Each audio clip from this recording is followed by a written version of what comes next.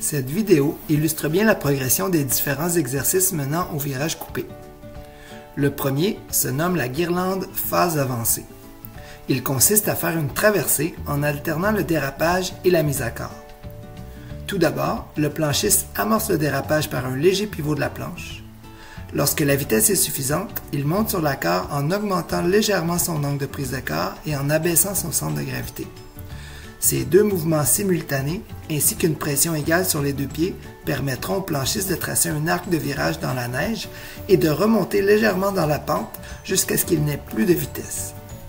Une fois immobilisé, le planchiste relâche l'angle de prise de quart pour revenir en dérapage et répéter les mouvements vus précédemment.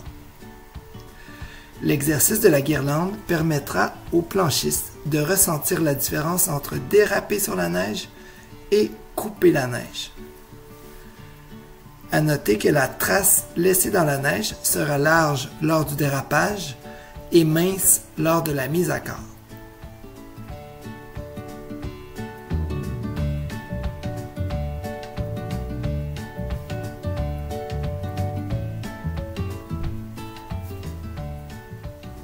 Ce deuxième exercice, le virage amont, permettra au planchiste d'effectuer un premier virage complet en conduite coupée et par la même occasion d'améliorer son équilibre lors de la mise à quart. À noter qu'une vitesse minimale est nécessaire pour que l'exercice soit réussi.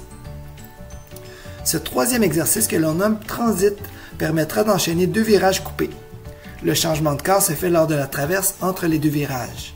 Le planchiste doit passer directement d'une quart à l'autre sans qu'il n'y ait de pivot. Encore une fois, l'analyse de la trace dans la neige permettra de voir si le changement de quart a été bien réussi ou non. À ce stade-ci du développement, le planchiste doit être en mesure de descendre une piste à reculons. Afin d'y arriver, il est recommandé d'y aller progressivement, c'est-à-dire alterner les virages à reculons et les virages de son côté naturel. Par exemple, le planchiste effectue un premier virage à reculons. Une fois complété, il revient à sa position normale pour faire un virage de son côté naturel. Le changement de quart peut se faire en dérapage ou pour plus de défis, en révolution sur la spatule, comme on l'aperçoit présentement dans la vidéo.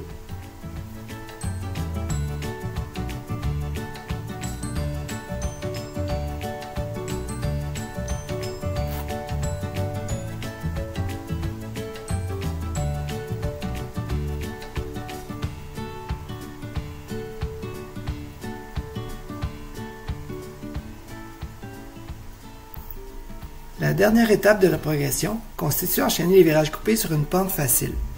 À ce stade-ci, le planchiste possède tous les acquis pour enchaîner plusieurs virages coupés. Afin de maintenir une bonne mise à quart tout au long des virages, le planchiste doit s'assurer de combiner tous les éléments appris précédemment, soit une vitesse constante, une pression répartie également sur les deux jambes et un angle de mise à quart adéquat au virage.